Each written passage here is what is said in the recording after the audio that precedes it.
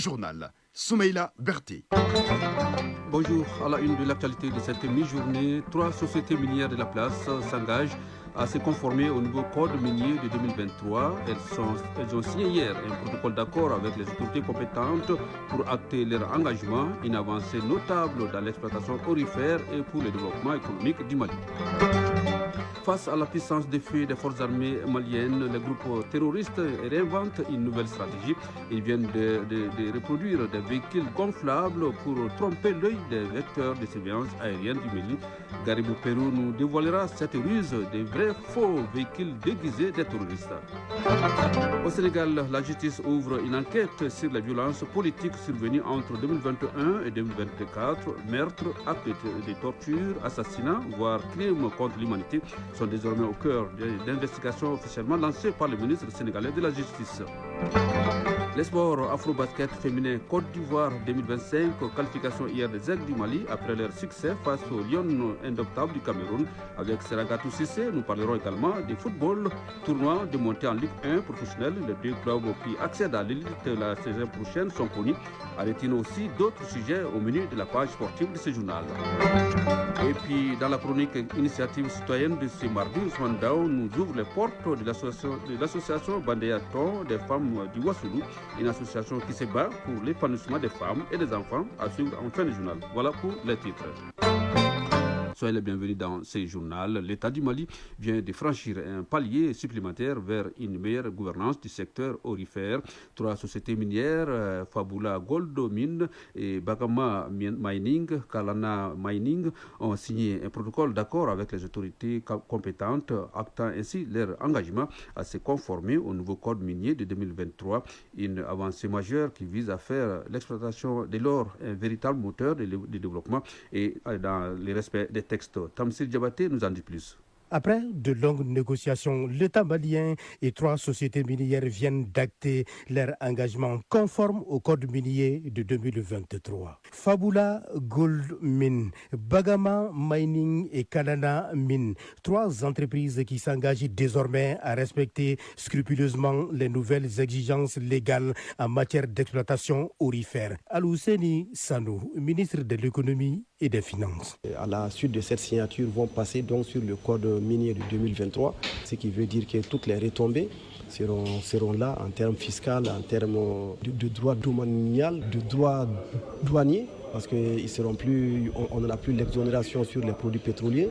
Donc tous les avantages liés au nouveau code minier et au contenu local seront rigoureusement appliqués désormais à ces 3 sociétés. Nous comptons avoir à peu près 135 milliards de chiffre d'affaires par an, donc pendant 10 ans. La société Bagama, c'est l'ordre de 50 milliards de francs CFA par an pendant 5 ans.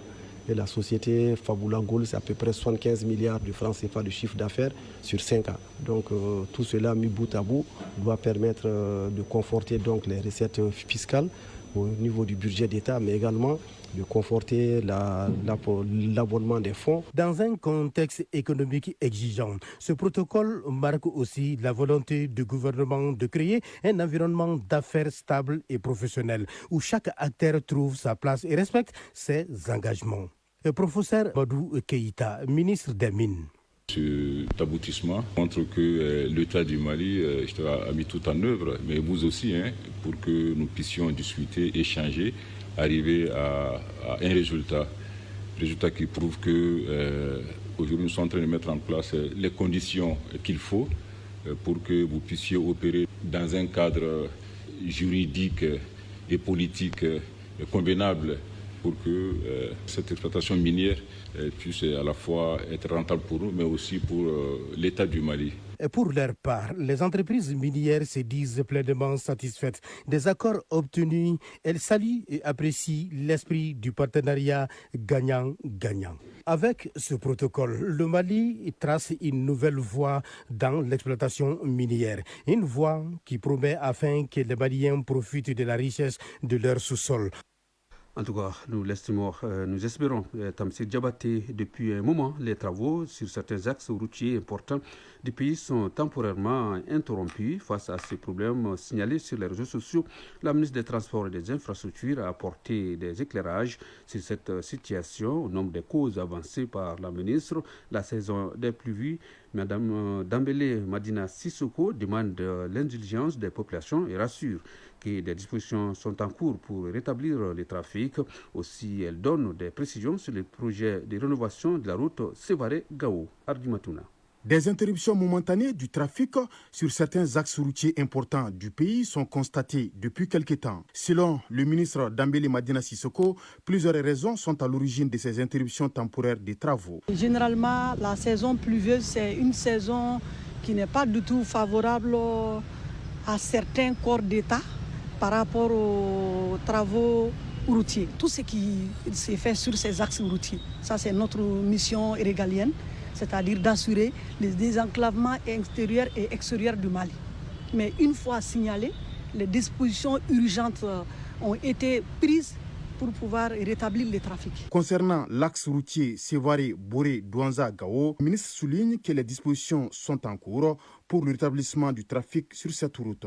L'axe routier Sévaré-Boré-Douanza jusqu'à Gao, c'est un axe qui est d'une importance capitale, comme tous les autres axes routiers. Parce qu'on peut dire que c'est le cordon ombilical entre la partie septentrionale et la partie sud du pays. Et nous sommes au courant des dégradations, c'est-à-dire des menaces qui pèsent sur ces tronçons.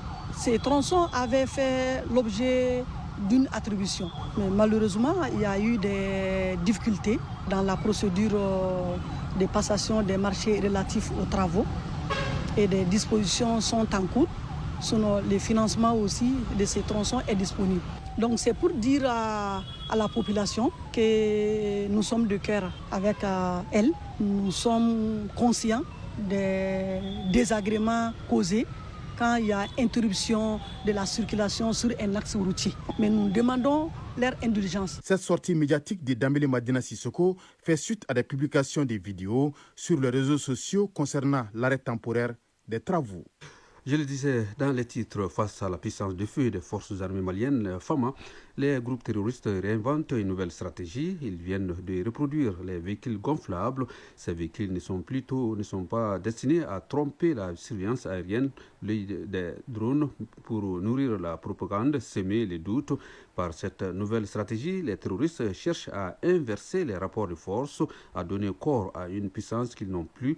Le décryptage du parc auto-gonflable des terroristes avec Garib Pérou. Il fut un temps, pas si longtemps, où les groupes terroristes tentaient d'imposer leur règne par la brutalité.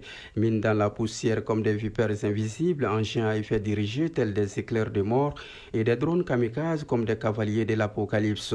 Mais cette époque a reculé et peu à peu, la ruse a été découverte et les terrains repris. Les forces armées maliennes, fortes de leur engagement, de leur discipline et de leur professionnalisme, ont infligé revers sur revers aux ennemis de la paix. Sous la pression constante, les groupes terroristes ont dû se réinventer. À défaut de régir, les véhicules ennemis se contentent désormais de gonfler. Faits de plastique légers comme mensonges, ces véhicules sont parqués tels des fantômes. Ni vivants ni morts, ils ne sont que les pétards d'une guerre qui cherche à survivre par le mirage. De fait, sur le front conventionnel, les ennemis de la stabilité choisissent désormais la tromperie pour recours. Le champ de bataille des bâches gonflables imitant des véhicules pour tromper l'œil mécanique des drones, d'attirer vers le néant les missiles de haute précision et de vider les arsenaux les plus coûteux sur des cibles imaginaires. Mais ce changement de méthode dit une chose. Les terroristes ont cessé de croire à la victoire par la force. Ils s'en remettent désormais à la fiction, preuve éclatante que la véritable puissance leur échappe. Face à cette métamorphose, les femmes tiennent bon. Elles adaptent leur regard, affinent leur analyse et placent la sagacité au cœur de la riposte. Car il ne suffit plus de frapper fort, il faut frapper juste. C'est là que réside aujourd'hui la grandeur des forces armées maliennes. Parlons santé à présent. Certaines informations font état de la prévalence d'une épidémie d'accident vasculaire cérébral AVC au Mali. Non, dixit les spécialistes, il s'agit plutôt d'un trouble de circulation sanguine avec les conséquences qui en découlent. Cette augmentation du nombre de cas n'est pas fondée et pourrait concerner d'autres types de pathologies différentes de l'AVC. L'assurance a été donnée par le professeur Ishaka Menta, chef du service cardiologie du CHU Gabriel Touré. Mais avant, il nous explique cette maladie et ses manifestations au micro de Tchemoko Konaté. AVC, c'est l'acronyme de l'accident vasculaire cérébral, c'est-à-dire il y a un problème de circulation au niveau du crâne et cela se manifeste par des signes en périphérie. Par exemple, ça peut entraîner l'impossibilité d'utiliser une partie du corps. Ça peut être l'hémicorps, donc la moitié d'un corps. Ça peut être l'usage du langage seulement, ou bien même la perte de vue, ou encore l'utilisation d'un seul bras ou d'un seul pied. Ça peut se manifester de toutes ces façons-là. Quand on reçoit les cas, généralement, lorsqu'il y a des signes périphériques, comme je l'ai tantôt dit, la première des choses, c'est de faire un examen radiologique, ce qu'on appelle un scanner cérébral. Ce scanner cérébral-là permet de poser le diagnostic et donc de nous dire quelle sorte de pathologie nous sommes devant. Notamment, il s'agit de la pathologie qui peut être due à une ischémie au niveau du cerveau. Quand il y a ischémie, cela n'est pas du tout, ou cela n'a pas la même prise en charge que lorsque l'AVC est dit hémorragique.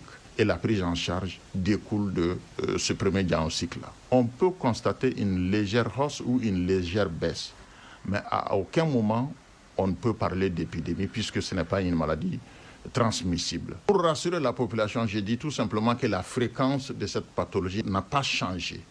Nous avons beaucoup de cas, comme les autres années, à la même période, mais à aucun moment où, de toute façon, on ne peut pas parler d'épidémie là où nous sommes. Et de toute façon, même si cela arrivait, on ne peut pas le qualifier d'épidémie. Comme je l'ai dit, la terminologie épidémie est consacrée à certains types de maladies et l'accident vasculaire cérébral n'entre pas dans ce cadre-là.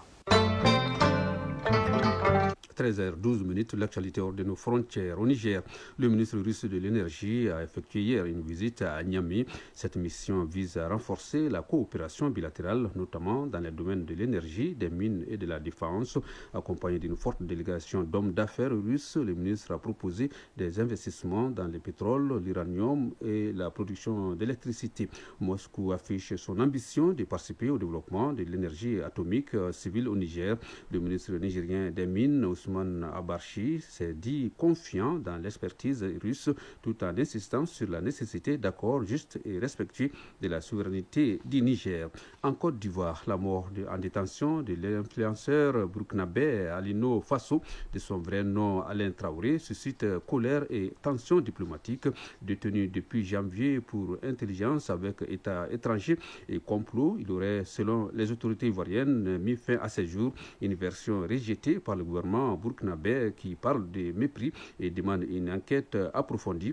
L'ambassadrice ivoirienne à Ouagadougou a été convoquée par le ministre des Affaires étrangères du Burkina Faso qui dénonce une procédure irrespectueuse et un délai inacceptable de 3 jours entre le décès et son annonce. Les autorités burkinabées évoquent un possible assassinat crapulé et exigent le rapatriement du corps et des explications claires. Au Sénégal, la justice ouvre une enquête d'envergure sur les violences politiques survenues entre 2021 et 2024. Meurtres, actes de torture, assassinats, voire crimes contre l'humanité sont désormais au cœur d'investigations officiellement lancées par le ministre sénégalais de la Justice, Ousmane Diagne. L'objectif, faire la lumière sur ces événements tragiques qui ont fait au moins 80 morts en remontant la chaîne des responsabilités. Les premières convocations des victimes et des témoins sont attendues dans les prochains jours. En RDC, l'État islamique a revendiqué l'attaque sanglante survenue dimanche contre une église à Komanda. Les autorités congolaises avaient rapidement accusé les rebelles des forces démocratiques alliées à ADF, alliées à l'État islamique. L'attaque a fait au moins 43 morts, dont 9 enfants, a indiqué la MONUSCO, mission de maintien de la paix de l'ONU au Congo. La Thaïlande et le Cambodge ont conclu un cessez-le-feu immédiat et inconditionnel effectif depuis hier à minuit. L'annonce a été faite par le Premier Premier ministre malaisien Anwar Ibrahim à l'issue des négociations organisées sous l'égide de l'ANCEA, l'Association des Nations d'Asie du Sud-Est. Ces gestes visent à mettre fin aux récents affrontements meurtriers à la frontière commune qui ont fait au moins 36 morts et forcé plus de 200 000 civils à fuir. Les tensions avaient brusquement repris après la mort d'un soldat cambodgien fin mai, entraînant un déploiement massif des deux armées. Les sports juste après ça.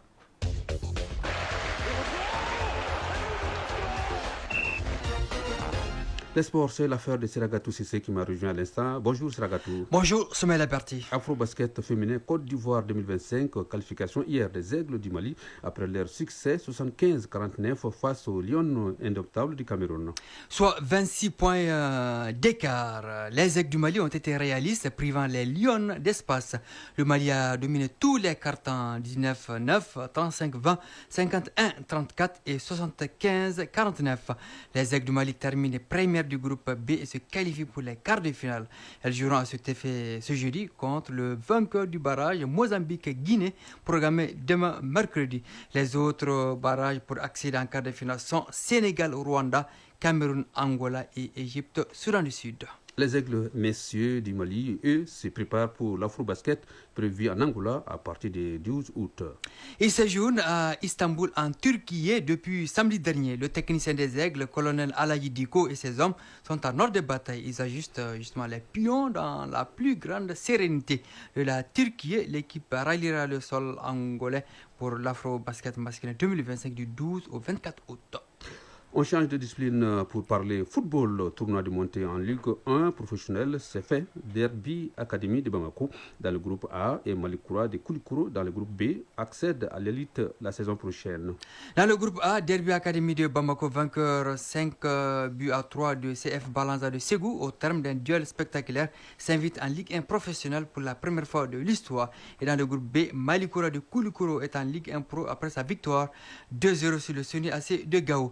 A signalé que le match s'est arrêté à la 57e minute de jeu. Les joueurs du Sony ont vivement contesté le deuxième but. Ils ont quitté la pelouse et regagné les vestiaires. L'arbitre central fait observer les minutes restantes avant de siffler la fin du match. En conclusion, Derby Academy de Bamako 9 points et Malikoura de Koulikoro 7 points obtiennent leur ticket pour la Ligue 1 professionnelle saison 2025-2026. Merci Seragatou Sissé pour toutes ces informations sportives. Initiative citoyenne. Le développement par nous-mêmes.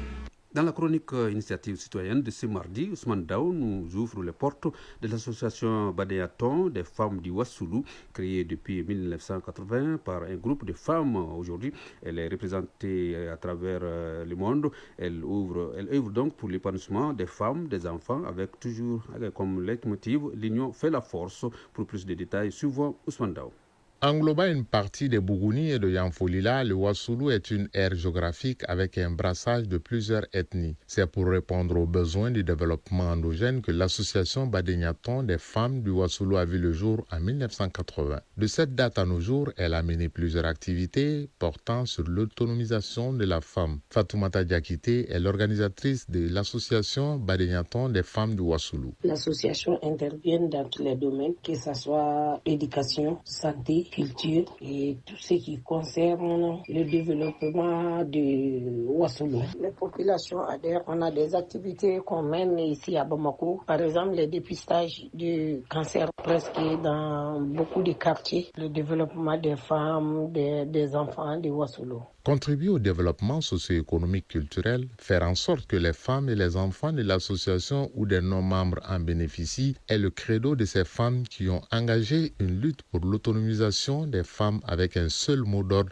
l'union fait la force. Fatoumata Diakité est l'organisatrice de l'association Badéniaton des femmes du Wassoulou. On a formé des femmes, des enfants aujourd'hui qui peuvent travailler pour eux-mêmes. Bon, il y a d'autres qui n'ont pas les moyens de travailler pour eux-mêmes parce qu'ils n'ont pas eu de kits après les formations. Donc, on a ces problèmes-là vraiment. Le financement de l'association, ça vient de nous-mêmes. On a des cotisations mensuelles, 500 francs par mois. Il y a des femmes à Bamako, il y en a qui se trouvent au village, donc les cotisations là, c'est pas facile. Sinon, l'association, ça fonctionne avec notre propre fonds. Avec une présence au Mali et à travers le monde, partout où résident les ressortissants du Wassoulou Mali, cette association est un exemple d'union et d'entraide pour le développement de leurs localités respectives en se donnant toujours la main pour leur bien-être à tous. Merci Ousmane Dao, que nous retrouverons mardi prochain, Inch'Allah, avec un nouveau numéro.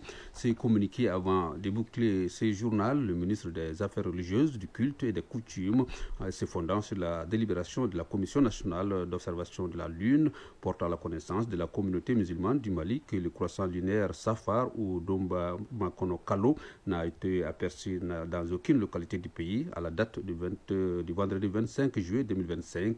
Par conséquent, le mois lunaire Safar ou Domba Makono Kalo a débuté au Mali le 27 juillet 2025, donc dimanche dernier. Point final à ce journal, mise en onde Bintou Traoré, mise en ligne Badji Touré, réalisation Jafar Cham, coordination Ousmane Dao, à ce microphone Soumaïla Berté. Merci de nous avoir suivis. Le prochain rendez-vous de l'information, c'est à 19h passé de 30 minutes avec Seydou Fomba. Juste après nous, retrouver Astan Tangara pour les avis et communiqués. Je vous souhaite de passer un agréable après-midi. Au revoir.